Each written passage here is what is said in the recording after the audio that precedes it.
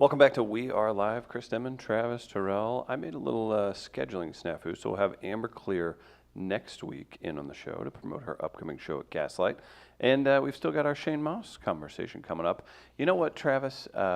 Before we get into the segment that's sweeping the nation, make it racist, Sweftering. I'd like to tell you about Gateway Powder Coating. Oh, please. Gateway Powder Coating has been working with us for a while now, and it's because you all support them. That's Mark Ekman at Gateway Powder Coating. He's the owner-operator. They're fast, durable, affordable. Check them out, gatewaypowdercoat.com. Everybody, be sure to support them. Check out their capabilities online. I've been telling you, now it's warm, and now you got to get your stuff in. Metal smokers, Travis, if you want a bright yellow smoker, they can do it. If you want to go traditional black, Nice. they can do that as well. Be sure you support Gateway Powder Coating, great sponsor here on We Are Live. Everybody, want to do some Make It Racist? Let's make it racist.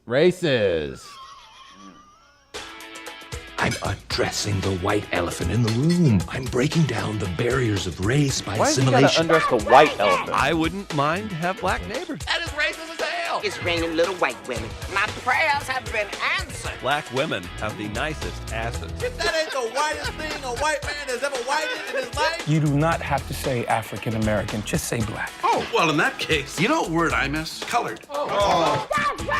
Don't let the liberal media tell you how to think and feel. If you have hate in your heart, let it out. I'm racist as hell. That's deserved. Make It Racist, where we throw out topics that Travis couldn't ever make racist. And we're all worse off for it. You can never make anything racist, Chris, because it already is. It's make it racist. This is for tomorrow, but I'll start it off. The Departed. You can't make it racist. No way. Anthony Anderson was in it. It's a movie set in Boston in the mid-90s. Have you been to Boston in 2019? Imagine Boston back in 1995. Yeah. Yeah, Robert Parrish running the streets, karate kicking people. I think that's actually when the Boston Celtics had the black really man purge. They were bad. I think the only black person that was meaningful for the Celtics for a 10-year run was Antoine Walker. When did he come in? 96, 97? I think so. Celtics, They coulda Boston, The Departed, Massachusetts, the government, mostly the citizens, definitely Fenway Park. You're racist as hell. That is racist as hell. I think we just go ahead and just, since I was here, I'll just Hey, get why is everything he talking done. about us? Boston Marathon, racist as hell. Sam Adams beer, racist as hell. Mookie Betts, probably the only non-racist thing in Boston right now. You're Probably about such a- it. Probably about Harvard. Give me one example. Harvard. Harvard. It literally is the bastion of racists. What? No. Some of the finest racists in No. the history of some of the smartest racists, though, Chris, in the history of this country attended Harvard. That is racist as hell. Thank you very much. You know what? Screw it. The entire New England area, you're racist as hell. Because I just Come don't, on. we're not going to have time in future shows Hey, to what deal about with all my, of what about all my sisters Mark, in the fighter? Mr. Wahlberg, Did you're you see probably that? the most of all of them. Did you see their haircuts? You're There's the no way they ring could be leader, racist. sir. That is racist as hell. Thank you. What about Christian Bale in the fighter? He was doing crack cocaine. That's your people's thing. Say, wait, see what your people's up. Son of a. I appropriated that once, Travis. Don't tell people that. And by the way, Travis, you said Mookie Betts is probably the only thing that's not. Forget who's from St. Louis and plays for the Celtics. Oh, well, that's understood. Jason Tatum, everybody knows. No, Jason that's Tatum, not. man. You're not going to That's scramble already out of that. understood. No, one. that's to be understood. Oh, okay. It's Jason Tatum. He's the reason why that city hasn't torn itself apart. Okay. How about from the Facebook comments? Triangle Assassin, Operation Varsity Blues. Rich white people actually being prosecuted for crimes. Make it racist. Prosecuted for crimes. Ain't not a one white person gonna spend 1 hour in jail over this mess. You know what? Do you want them in jail? Maybe for Gotcha. maybe for the weekend. Just go in for the weekend. The weekend thing where you check in. Just check Shock in. time. Yeah, just some shock time. Like, to your listen, system. we're not going to put you in real prison. You do have to wear this ankle bracelet and no bedazzling it. You know why it's racist as hell? Because there was no historically black colleges on any of those lists. How are you not going to pay these black colleges that are important to the American experience? You rich white people. I hate for me to say this because I don't say this a lot about rich white people. Oh boy. But you're racist as hell. That is racist as hell. And you know what? Until I see the Robert Mueller report, FBI, camera 3, Gardner. You racist as hell too. That is racist as hell. And after you see the report, it might be. That is racist as hell. Very likely. It's very likely because I would imagine the people that will be indicted will likely spend no more than 21 days behind bars. Do you want them behind bars? I want everyone in jail and then let the black people out and then let us replace your jobs. Everyone's happy. You know, whenever Everyone? whenever I he don't think comes everyone would be to happy about his that. socialist dictator power, they're going to come back to this show Right. and say, he was saying it all along. Yeah. All the signs were there. Very Yeah. true. When So at least they can't call you out for that. No, when we complete this coup, it's going to be.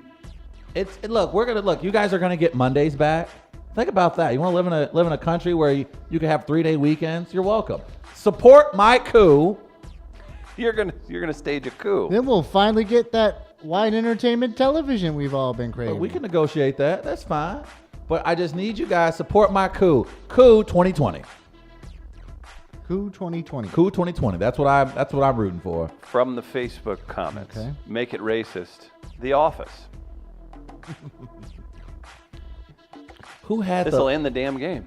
Who had the less lines of any of the characters on the show? The people of color. Stanley just got facial expressions. Mindy Kaling was a head writer. And she didn't even give herself any lines in the first 3 seasons. And then Daryl only began to speak more than 3 lines in season 5. That's not true. The whole warehouse was full of black dudes. Oh, interesting. And where were they kept? In the basement. And where were the whites? Up top. The Office. Man, it's hilarious. I love it. It's one of my favorite shows of all time. You can't have all that bass music up in the office. It is a very good show. It's easily one of the greatest sitcoms of all time. But you're racist as hell. That is racist as hell. That hurt my heart to say. That hurt my heart. Jamie Moyer's Fancy Foyer. I'm actually mad at you for suggesting that. I got one for you. Oh boy, what do you got? By the way, those ankle bracelets can fall off. Don't panic if they do. Do not run. Just calmly reattach it. It probably just slipped off Just somewhere. find some duct tape. You would be good. You got one for him, Gardner? I do. 314 day. Good luck. It's a city you love. It's supposed to be 314 a day, but the National Science of Whites like to call it Pi Day. 3.14672999437. All those numbers are racist as hell. That is racist as hell. People don't know this. Numbers are racist. On the Facebook post that we made earlier, it was Neil deGrasse Tyson. Oh, Neil deGrasse Tyson. Let me guess. You're gonna tell me he's black now, huh? No. Neil deGrasse Tyson is a plant trying to get into our community to infiltrate Wakanda. We know the plan.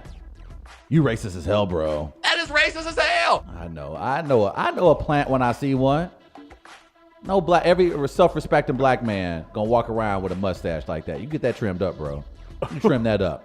They ain't been trimmed up in years. Neil, you ain't fooling nobody. Hey, he wrestled. I don't care. Look, he wrestled in college, man. I'd watch your tongue. Man, no, I'm gonna call him out right now. No, I'm calling out. I'm calling him out. Who would have thought you thought numbers were racist, Travis? Yeah, no. I mean, it's just a shocker. Yeah. I'm a mathemologist. Thank you. Mathemologist. Thank That's the you. term. Absolutely. And it's designed to keep people of color from getting one job to the next.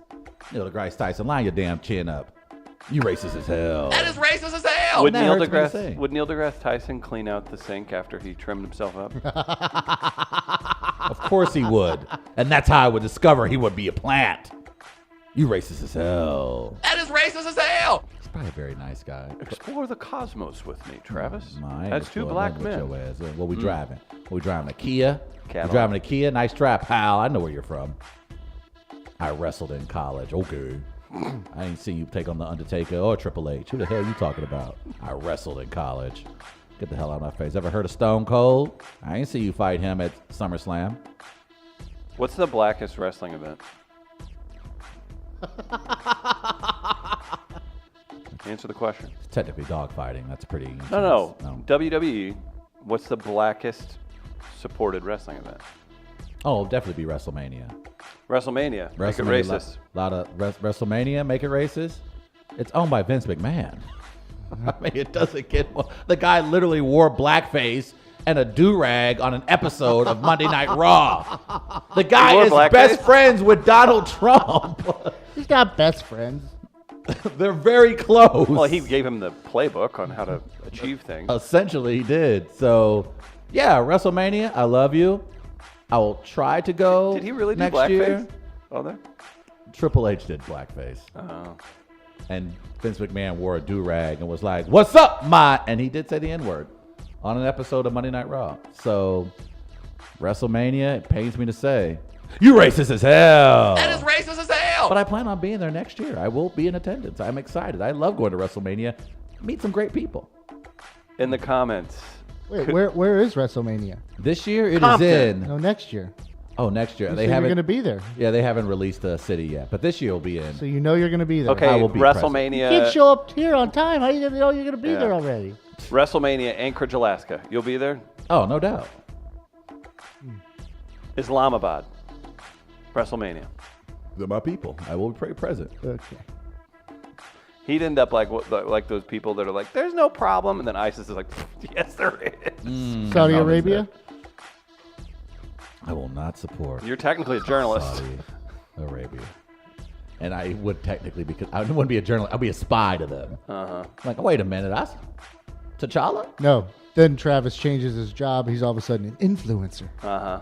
Oh, I'm an influencer. No, I'm not a journalist or a that media would- member. I'm an The influencer. influencer, they may shoot me on the spot. Yeah. Some Saudi businessman over there making you do weird things. And then you'd have a Saudi go, well, how can you influence if your tweets are protected? Good question to I'd be ask. like, you got me there, Prince of Saudi Arabia. Come on, Yeah. come up with a name. I wasn't going to do that because I'm not racist as hell. That is racist as hell. I'm not wanted to racist. hit it. Okay. Yeah. Anyone else? Anything else? We Yeah. good?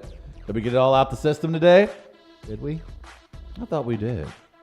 Remember, don't be racist as hell. Do you have pride in this segment? Do you have pride in racism? That doesn't. No, yeah, answer the that's question, not- Chris. that's Do not you have okay. pride in racism? Such a terrible debater. He is. Just because he gets more aggressive and louder, that doesn't mean you win. That doesn't mean you win. I the asked thing. a fair question, Chris. It's weird you can't answer it. Anything else you can't answer, Tucker Carlson? Huh? You can't like. Huh? That's right. Jacob up there. Wool, you got anything else you got to answer for? Next thing he's gonna do, he's gonna look me in the eye. He's just gonna go, "Psh, child. He's just gonna say child. I'll Chris say- Denman, you racist as hell. No. That is racist as hell. You know where you won't see this nonsense, Travis? Where won't I see Tonight, it? Southtown Pub, Oh, but I feel like that's where I go Free to get my Comedy nonsense Thursday. on. Okay. 8 o'clock. Will you be there? I will be present. I tell you, I'm big fans of Mr. Bibbs, and Oh, of course I enjoy. You know seeing John my- Benegoni for 10 years. You can't talk about him. John Benegoni. Carly Lawrence worked alongside I you. was literally, if you gave me a chance to finish what I was going to say, I was going to say I love all of these comedians equally, and we have worked with them in the past. Honestly, no, seriously, if I were to begin a writer's room today, there's my 4. And I would have a massive writer's room because I'm absolutely adding guys like Rafe, Sear, Oh, wow. Bobby, and a few Taking a Sam Lyons. socialist approach. There to, are so many. That's the cool thing about, being around talented people. Like, you get to a point in your career where everyone is blowing up in some way, shape, or form. We know our good friend Rafe Williams just signed a really cool comedy record deal. He's going to record that here in the next week or two. And to be able to be around creatives who not only cheer you on, but are able to give you that type of advice, some encouragement, that is really cool. So Can we I will play absolutely be out this week just tonight a real because I light- love those people. a real light piano whenever he's giving these inspirational moment? I love this city. Which are you going to St. Patrick's Day parade this year? I will not be at the St. Patrick's Day parade. You're not And I gonna think come everybody. see me? You're not going to lead. You're not going to lead the procession. Oh no. Are you going to run? I actually was going to go. Are you going to run? I was actually looking thing? forward to going this year because I had so much fun last year. But the St. Patrick's Day committee decided to make a decision that I just cannot support. Not so the I St. will. Patrick's Day committee. Well, That's I don't not know who what the it hell is. these The people Order are, but of they the made it. Hibernians. Yes. Okay, sure, That's whatever. They made a decision. Three straight. 77-year-old folks Who have influence. I'm an influencer. They are. That's what they would say. They would say it just like that. They have some middle-aged people in there. I know a few of them. But yeah, once I may show up once More the like area is cleared Instagram? of certain individuals. I'm Once- Instapam. Yeah, Instagram. Shut up. Shut up, old man. You get. I've Get got your a- old get. I've got a 4-leaf clover. I hate you. Good. Why? Good. No. Before we talk to Shane Mouse, who's doing a very cool show that you'll hear about. He's doing the Helium next week. Got to tell you about our friend at Buzz's Hawaiian Grill. That's Buzz. It's warm. Our friend Alexis Zoto stopped by there the other day, gave them a big shout out on Instagram. Go see Buzz and the team at Buzz's Hawaiian Grill. Check out their Facebook page. Check out all the locations around town. They're all over the place. The food's amazing. The service is even better. You're going to love it. Go check it out. I can't say enough good things about the poke, masube, so many authentic Hawaiian dishes, and the man pays extra for better quality products. That is a fact. That is not, what do you call it when you lie under oath? Hyperbole. Oh, it's not hyperbole. Sure. That works, though. That works. That's Buzz's Hawaiian Grill. Check them out today. Perjury. Right now, we'll throw it to a conversation one-on-one with Shane Mouse. You know him. He's been on WTF, Rogan, so I automatically like him. Oh, that's weird. Here's Shane Moss. He's at Helium Comedy Club next week. Enjoy it, and we'll be right back for Fair or Foul. Email to wall at weareliveradio.com. You can win $10 to Southtown Pub. Chris Denman with Shane Mouse coming back on the show. Shane, last time I saw you, we shared a fried chicken lunch after an interview. How you been, man? Oh, I'm good. I don't remember that. I was just going to play along and be like, yeah, great. I remember that lunch like it was yesterday. Best lunch conversation I've ever had. I don't remember that at all. I apologize. It's fair and it's okay. I'm not upset with you. I thought maybe it meant something. And you know what? I'm sorry if I led you on a little bit. You were just shooting for the $8 chicken meal, and you were kind to me at the time. Oh, well, that's good. So, Shane, other than fried chicken reviews, you're swinging through for March 20th night at Helium Comedy Club. We have a blast talking to all the comics that come through Helium. It's a great spot.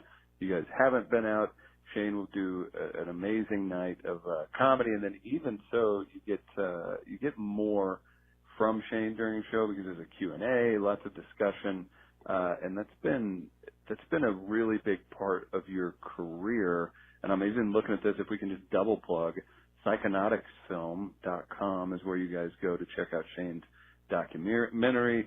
It's a comics exploration of psychedelics. And I wonder at a certain point, you've talked about it on WTF, on the biggest shows out there, do you get tired of being the psychedelic comic, or is it something you enjoy so much that it's kind of fun to teach people, maybe break down some barriers that were potentially there in the thought process of how we view recreational or illegal drugs or whatever we want to say? I am curious, at a certain point, do you want to take that hat off, or are you happy that it's your life? Well, I mean,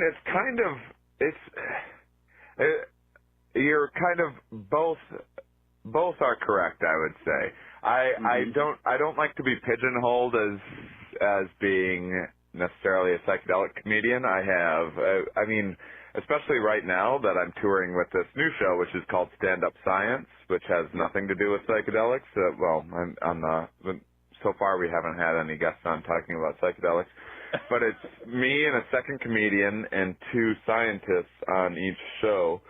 So it's 50% comedy, 50% science. So I do comedy, and then a scientist gives a 12-minute talk about their research, and then I bring up a comedian. In St. Louis, it'll be my friend Dave Waite, who's been on Last Comic Standing and Jimmy Kimmel and Comedy Central, and then another academic giving a talk about their work, and we can talk about what they do too, and then a Q&A at the end. So I've definitely I wear a lot of different hats.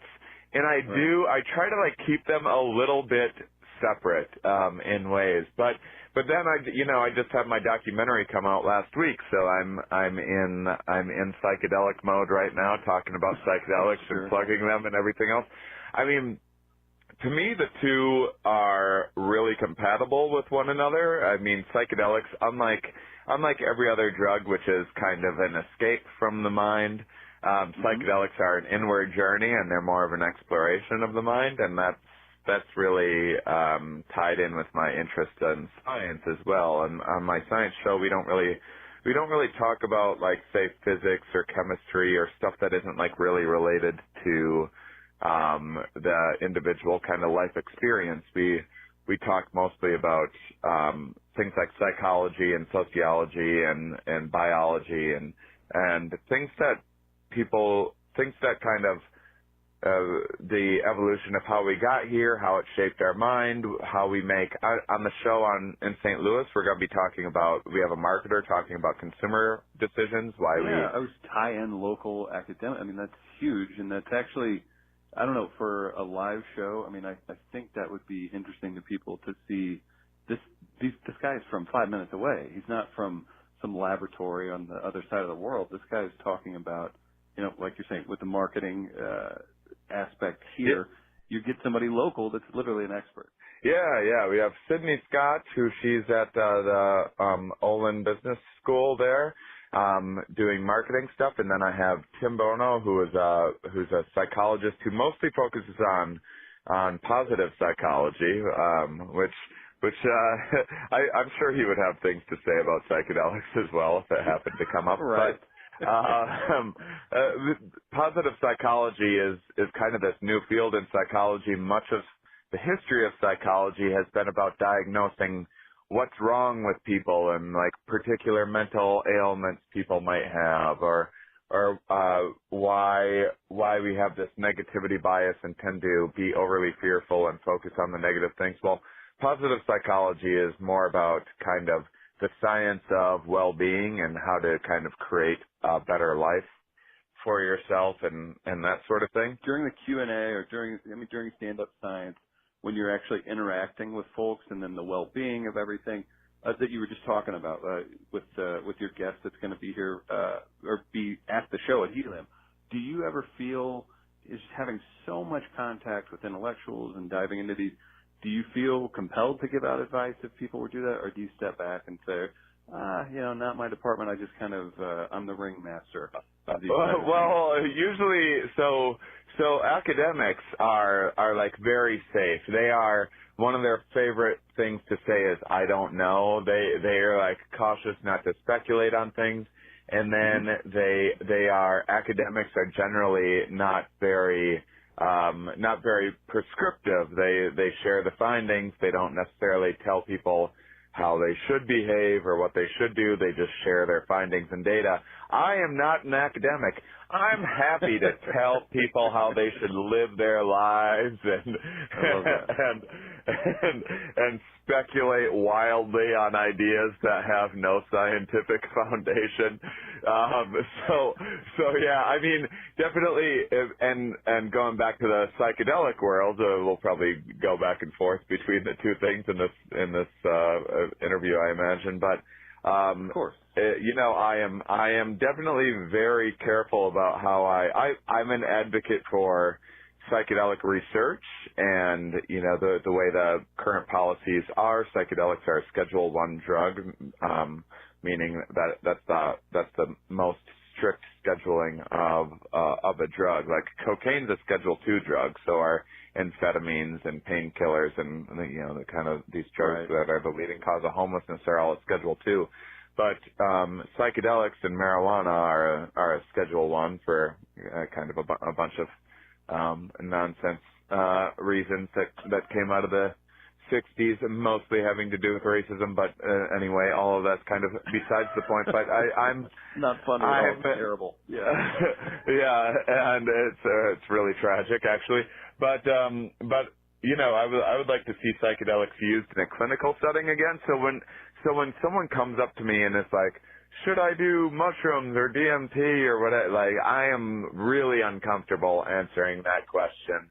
I think that there's a lot of individual differences, and especially when you're out there, like, getting things on the street, especially something like MDMA, which in a clinical setting is probably going to be legal by 2021 because the FDA it's been approved for treatment of PTSD it has breakthrough status right now through the MAPS organization, the Multidisciplinary Association of Psychedelics, has been doing these studies for years, and they've shown such significant promise, far greater promise than anything else on the market for PTSD right now, that the FDA has given it breakthrough status. What that means is that it's shown such promise that it's actually unethical for them to keep this treatment from people, because even though all of the studies aren't done, they're still in phase 3. There's one more phase to go of the study before it's kind of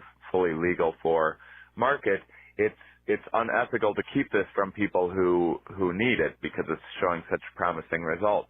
Now you take that, you're getting pure MDMA, you're in a clinical setting with therapists, and you compare that to how MDMA is sometimes used in, a rave setting or something like that, where you're not necessarily getting MDMA. You're maybe getting MDMA is hard to make. It's incredibly expensive to make. All the precursors for it are difficult to get your hands on and very expensive.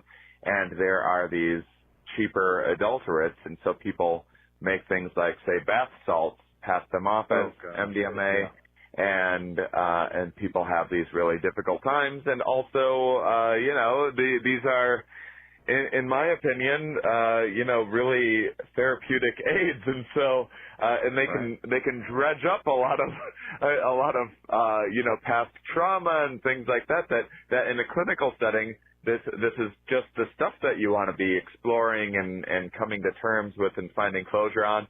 But when you're at a concert, this is not the time that you want to be revisiting your childhood trauma or whatever. So all of this stuff is really subjective and context dependent, and so definitely in terms of psychedelics is a good example of just how careful anyone needs to be when it comes to being prescriptive about anything. But in terms of like take I believe that Sydney Scott, she's going to be talking about MGOs and how it's kind of like people are like a little overly paranoid about genetically modified food. Like, genetically modified doesn't mean anything. Everything in the world is genetically modified. You're genetically modified. I'm genetically modified. Through the act of reproduction, there is genetic modification. There's been a long history of breeding cattle in a certain way, selecting the corn that you think looks right and reprint. This is just like the inevitable outcome of this is how agriculture works. There's nothing inherently, there could be, anyone could get in there and mess around and screw something up, but if they're like some mad scientist or whatever that wanted to ruin the world for some, but like people have, that's the weird, ridiculous stereotype that people have in their head. So like getting information out there for people to know, like, genetically modified, that actually doesn't really mean anything. You don't need to like be fearful, and you don't need to pay more money. Especially when you're at the grocery store, you don't need to pay more money because something says it's GMO free. That you just got ripped off. And so there are things like that are a little prescriptive. I'm sure that the positive psychologists will have things that you know, and no one's afraid to be like, hey, getting cardio a few times a week is going to be a good thing for you. And so there's definitely some prescriptive things like that. But yeah, I'll definitely be the one. I'm more than happy to bark orders at people and tell people what they should do with their lives, but probably the academics won't be doing that too much. Well, I could definitely appreciate that. And again, too, it's at Helium Comedy Club on March 20th. You can get tickets online. As far as just, I guess, being a performer, being almost a lecturer, an entertainer, I think now with just your ability to reach certain types of people that are into that, there's a million opportunities for people to listen to podcasts, to go to live events, whatever. But I think, and you can give me your opinion on this, but I think we're in the best time ever for this kind of stuff, whether it's counterculture or just listening or watching things digitally and being able to kind of take control of your own career. I can't see a better time in the last 40 years for somebody like you to thrive in so many different areas creatively.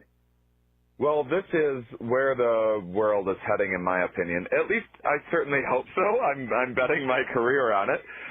You literally are. Yeah. But things have changed quite a bit since the time when there was only 3 channels on television, and everything on TV needed to be kind of highly accessible and kind of a little more toward the safe side of things, and you just kind of try to have something that's a little bit better than mediocre, so it's entertaining but not going to ruffle any feathers and is relatable to kind of the broad population. Things have changed quite a bit since then. Things have changed quite a bit even since when I started stand-up. When I started stand-up 15 years ago, it was still pretty much the traditional path of like you wanna get together your tight 5 and you wanna get on late night television and you do well on late night television, and then you can get credits and you can work the road and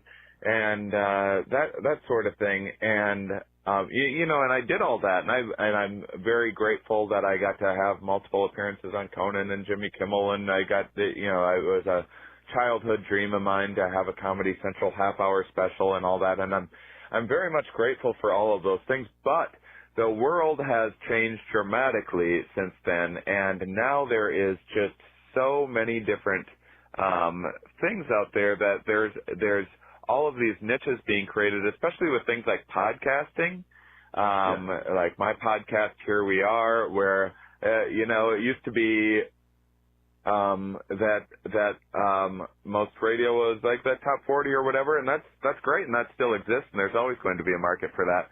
But at the same time, now there's like, my brother-in-law is big into board gaming. There's like 4 different board game podcasts that he listens to regularly, and that's the new world that we're living in, where you can really find these individualized interests, and that's why I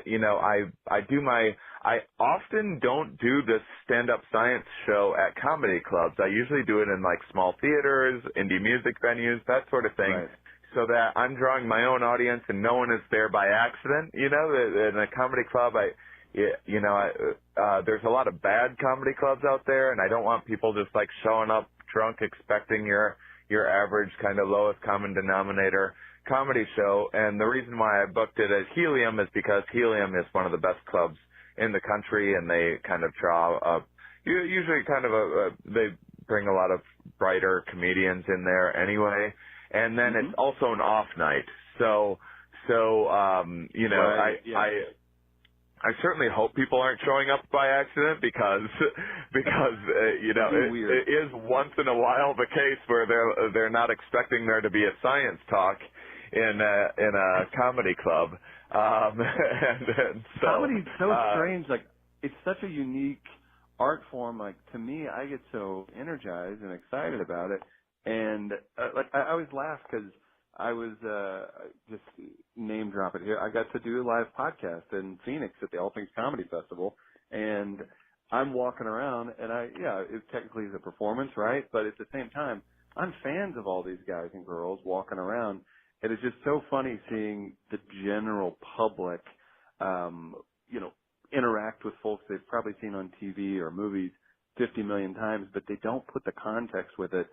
That, and then people saying, well, we're just going to go see comedy, and they show up at a comedy club. It doesn't matter who's up. They're just there, and you better make them laugh because they're their spare time. It's so interesting to me how people will approach that, so I can't imagine the surprised looks on people's faces with this particular show. Yeah, I mean, I've gone out of my way to make sure that happens pretty rarely, but it happens once in a while. And so definitely I want anyone listening to know the show is half comedy, half science. It is a hilarious show, but also you're going to have the opportunity to learn some really awesome, interesting research. And one of the great things, so, it's comedy and then a science talk and then comedy and then a science talk, but then the great thing is at the end, it kind of, those science talks that can be sometimes serious, depending on the academics. Some of them are quite funny. Some of them have, I don't ask them to be funny. I don't ask them to give stand-up comedy a whack for their first time or anything like that. Which but always these are super well, yeah. All these academics are used to, talking in front of people and teaching their students, giving conferences. And so they already have funny slides. They have their funny aspects of their different research that they'll share. So some of them are quite funny. But the really cool thing is at the end, me and comedian Dave Waite will be on the same stage with all the comics, and then we kind of get to riff on, we take what we learned from those ideas, and then we get to kind of improvise a little bit, and that's it brings a whole really cool energy to the show, and people get to ask questions, so the whole audience gets to be involved. It's really awesome, and it's always such a grab bag too. I actually, because I often, some of these academics I've had on my podcast before. I've been doing my podcast for 4.5 years. My podcast, Here We Are, we just had the 200th episode release, in January, I think.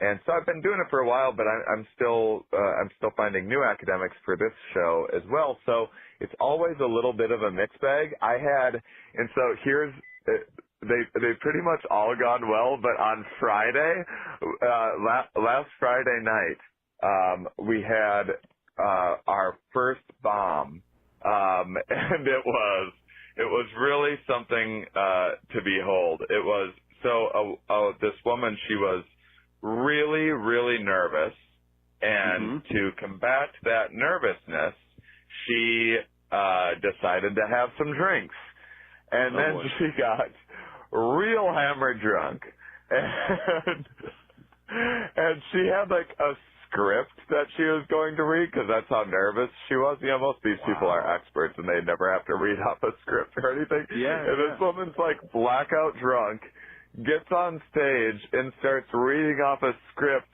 about her bird research, and she can't read her own script that she's written for herself. And it was so crazy. I've never seen anything like it. So my show, I have my academics do a 10 to 12 minute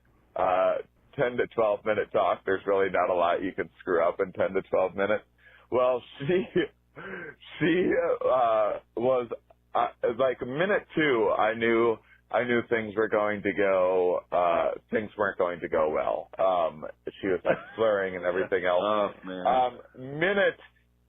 Minute 12, I'm okay, she ought to be wrapping up here. Minute 20, she's still on stage. We're flashing a light on her, and she's they're flashing lights at me. Minute 25, we're flashing more lights on her.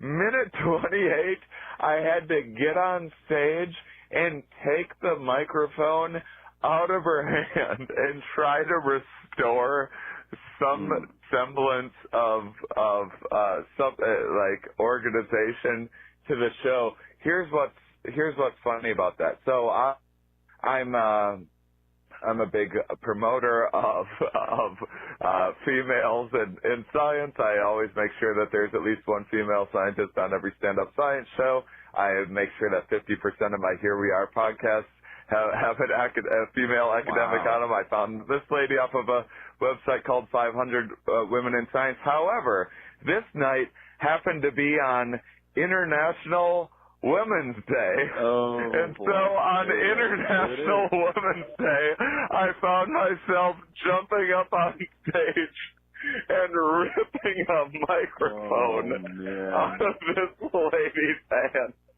She took it okay, I mean, she was too drunk to have any idea of what was going on.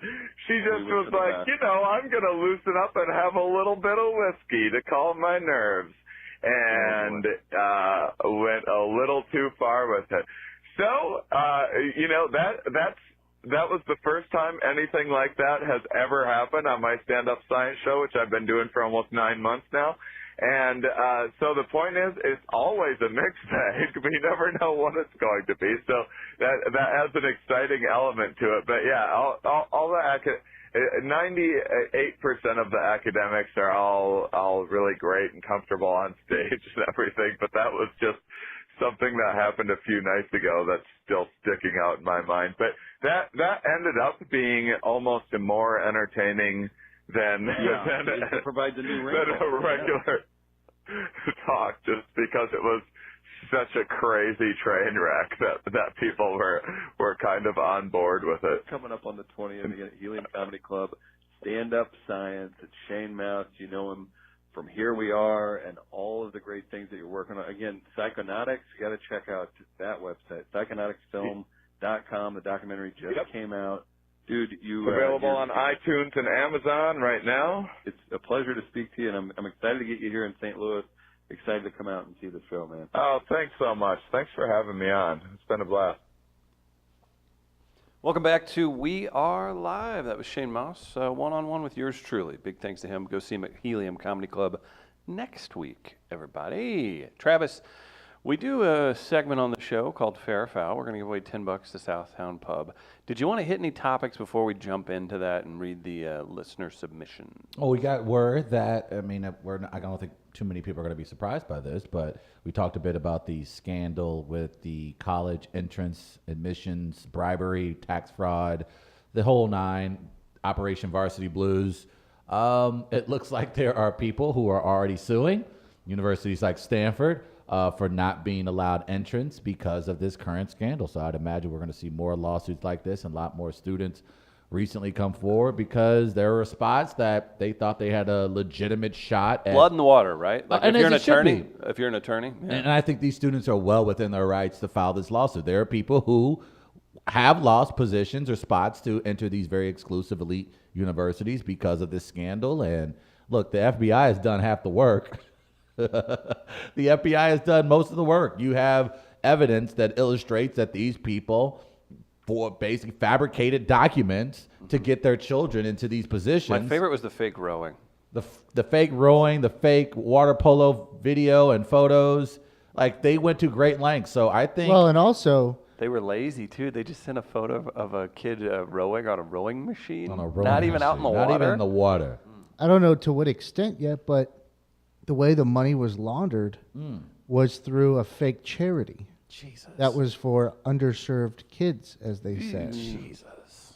Or so like poor kids who were trying to get an education. That's now I don't know if they deducted it from their tax returns or not, but I do know at least that that's how it was made apparent that that's exactly how they would go about this in some cases. These are private institutions, so I don't know how much they're required at this point to be transparent on their admissions process, but I would imagine these lawsuits are going to force a lot of these private institutions to ultimately... Now, Stanford and Yale were included? Stanford and Yale were Yale included. Hollander? Oh, not Yale Hollander. Not Yale Hollander. Okay. But Yale and Stanford, the universities. Do you know anyone in particular that has a history of going to those schools and maybe would be considered by a fraud? There's not a particular U.S. Senator from the Senator Missouri. Flatbed. Oh, get his ass. Howley.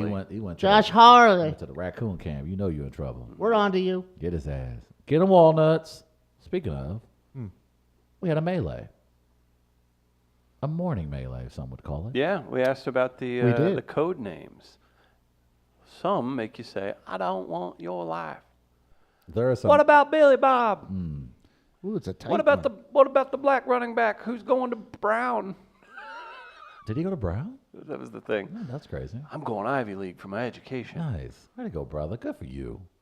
All right, what did it say? Probably on that? parents probably paid off to get him in. It's It's like going to Dartmouth. That's good. Oh, shut up. What are the results? Go Big Green. I used to have a Dartmouth shirt Of course you did. just for fun. Just to, and then a just to guy have actually women go, oh. went to Dartmouth and started asking me, and I was like, oh, son of I'm gonna be honest with you, buddy. It's a T-shirt find at Goodwill. Yeah. That happened to me several times. Well- I had a some kind of a YMCA T-shirt from a greater, we'll just say Des Moines area. I was just like, oh, this is a sweet vintage T-shirt. Iowa, Iowa. Yeah. Everywhere you go. I used to wear an Army shirt and tell people I was in the military. They was like, That's how "Oh man, what branch? Like what That's how division were you?" You're not military. You're just militant. Yeah, but that's how I Yeah. saw it. Yeah. And so I had the big Army shirt on with the Army logo on the back, and people were like, "Oh man, what division? What?" I was like, "Oh, division, East Side." Division 2. Yep, I was like division. That's how. Division 1. His stage name 1A. was Travis Stolenveller Terrell So I for mean- years. yeah, I don't know man. why no one picked up on Like, it. man, did you do a tour? I was like, man, I always do tours. Of Italy at the Olive Garden. Correct. He would always say that quieter whenever it would I trail tour. off. He'd be like, "Yeah, Oh, great. I sub out Brexit. the egg parmesan for more pasta." Seen the looks I got when I would wear my Roosevelt football T-shirt. People started doing the math in their head. You're a Rough They was Rider? like, Wait. I remember the backfield between 81 and 96. Are you What a white man is saved. Are you Bosnian? Right. What's going on here? Who your mama? You probably got that a lot. Who your mama? But I would see the look, and before I would even get asked, I got it at Goodwill. It's okay. Man, I ain't had a white person at Roosevelt in 25 years. Hold on, you was running back? I did have a bartender once tell me, this has been a year ago, 6 months ago, I don't know. Bartender once tell me, she's like, yeah, I went to Roosevelt. And I was like, like in another city? And she was like, no, I went to Roosevelt. And I was like, what year? I was very confused. And apparently she went through with it. She I'll was tell you either what, the worst part about St. Louis, us. We're the worst. Yeah, we are the Yes, worst. that's fair. We are Happy the 314 day, everybody. Yeah. The melee. Which of these four operation, these are real, which of these four operation code names is your favorite? Okay. We have at 21%, Grizzly Forced Entry. At 24%, Varsity Blues. Okay. All right. All right. I think mine is up to the. At 24%, I'm going to have to work at Walmart. Beaver Cage. Oh, yes. And with 31%, a tight race today. Yes. Operation Chattanooga Choo Choo. That was a good one. That was a good one. Takes it. What was that one stinging? I don't know that was a sting. That was more, I think that was a military operation. I actually believe that was a federal agency operation. Oh, was it? Yes, that was a federal Okay, agency. Beaver Cage and Grizzly Forced Entry, I know were both military operations.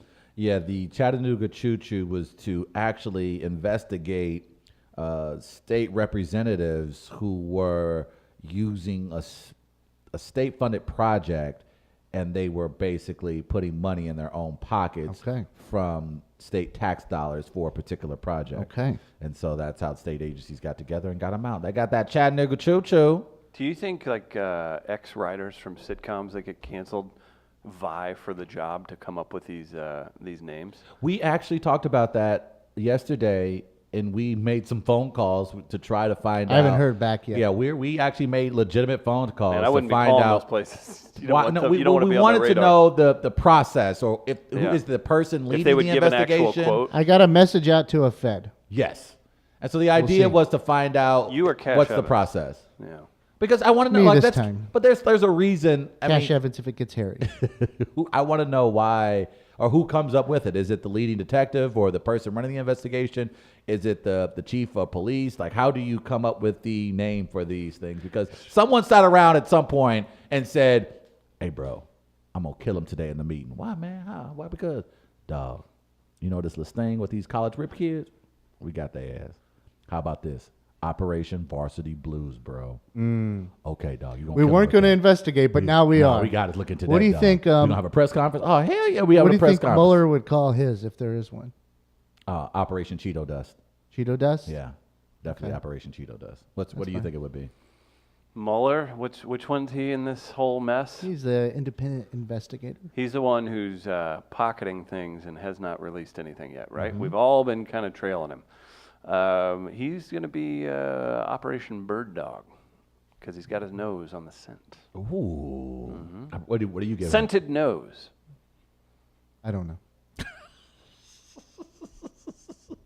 Got nothing. All right, let's hit today's fair or foul. At this defining moment, change has come to America. People often ask me, what's fair or foul? Is it a segment? Is it a movement? Is it hope? I can't say for certain. Time will be a true test of its power. But I can say, fair or foul is now and forever for the people. Gather around the radio with your loved ones and hold on to your butts. It's now time for fair. We give it back to you, the people. Or foul. It's a segment Beto O'Rourke calls Yes We Can. Is that his thing? I don't know. He's basically white Obama. We'll see how this goes. Maybe we can? What was today's topic, Chris? It was a good one, folks. This is me pulling it up. Oh, Jesus Christ. Oh, boy. It's not like we do the segment at the end of the show. It's not like we do it every day. Government sting operation. There Codenames. we go. Should be a good one. Some of the usual suspects. $10 to Southtown Pub. Here we go. I've been given sensitive information about the government slow playing Travis's death so they can soil his name once the inevitable happens. Hey. They will wait for the diabetes to run its course. Hey. And then they'll sprinkle cocaine all over his body in the streets. That's probably bad. Operation Powdered Sugar should Wait a take minute. place as early as July. Is it coursing through your blood that much? The beaties? Yeah. It's not coursing per se, but I'll sneeze It's some a of it slow out chug. from It's time a to slow time. chug. Yeah. Government sting operation names are foul. What's next? Operation Herbie the Love Bug for the Volkswagen's emissions scandal? Operation Soul Plane to get Boeing? How about Operation Rudy to get the NFL for the Colin Kaepernick collusion case? They should take a cue from Dwight and just call it Operation Catch Rich White People Doing Rich White People Things. Basically. Triangle Assassin. Fair. I've been working up some new code names for them. When they investigate Chiquita and Dole, it should be codenamed There's Always Money in the Banana Stand. Click, click. The operation to take down Campbell's will be the Soup Nazi. Oh, nice. And after society is infiltrated by root vegetable-loving alien grizzlies, that following investigation will be called Beats, Bears, Battlestar Galactica. I like it. The JVL Jackal. Nice. Fair. My favorite is Operation Get Behind the... or as I like to call it, Travis and mine's Saturday evening plans. Cankles. What was the operation name? I'm good. Oh, God. You can't even say it on an uncensored podcast. That's how bad it is. That's how bad it is. Thanks a lot, Cankles. That'll do it for the Fair or Foul submissions. We love giving out prizes, especially ones from Southtown Pub. Real quick before we give this out, thanks to Hillside Animal Hospital for helping us out, sponsoring, and bringing Dr. Ed in every single week, everybody. We love Look at them, that. and you need to take your pets there for great care. Guardsy. I got Triangle Assassin. I got the Assassin of Triangles. It's a triangle vote today with three of us on 3-1. Okay. 4 yeah, day. it's 3. Yeah, there you go. Not bad. There you are. Big thanks to everybody for your submissions. $10 to The Triangle Assassin is being awarded for a great submission. Guys, thanks to Impolite Company. They're recording here now. Got a lot of cool things happening in the studio. And again, you can check out midcoast.media. All kinds of fun projects. A big thing with Tani coming up, the Sushi Bistro. You familiar with them? I love bistros. I love sushi. Matt Whitener and his crew getting his podcast I rolling love here. Matt Whitener, and I love Cruz. Lots of fun stuff. So for Gardner, Shane Mouse, Travis Terrell, we're back tomorrow live on the live stream at 8 a.m. Check out the podcast on iTunes, Spotify, wherever you get your podcast. Thanks, everybody. Peace.